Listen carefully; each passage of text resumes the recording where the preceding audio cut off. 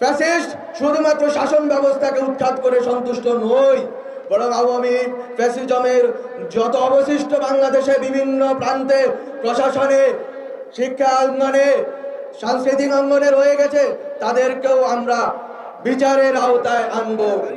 তাদেরকে বিচারের আওতায় এনে আমরা শহীদদের যেই আকাঙ্ক্ষা ছিল, এই আকাঙ্ক্ষার বাস্তবায়নের দিকে এগোবো।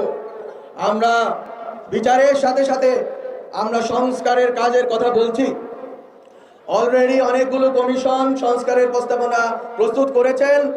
খুব শীঘ্রই রাজনৈতিক দলগুলোর সাথে ঐকমত্যের ভিত্তিতে আমরা যে সংস্কার না করলেই নয়, নির্বাচনের পূর্বে সে সকল সংস্কার করতে চাই। এবং এই সংস্কারগুলো মুখের বুলি নয়, বরং শেখ হাসিনা যে প্রতিষ্ঠানগুলো ধ্বংস করে দিয়েছেন, যে প্রতিষ্ঠানগুলো ধ্বংস করার কারণে আমাদের মা বোনেরা গুম দর্শনের শিকার হয়েছেন, বাচ্চারা গুমের শিকার হয়েছে, আমাদের বিএনপি জামাত থেকে শুরু করে বিভিন্ন রাজনৈতিক দলের নেতৃবৃন্দ আক্রমণের শিকার হয়েছেন, আহত হয়েছেন, পঙ্গু হয়েছেন, জেলবন্দী হয়েছেন।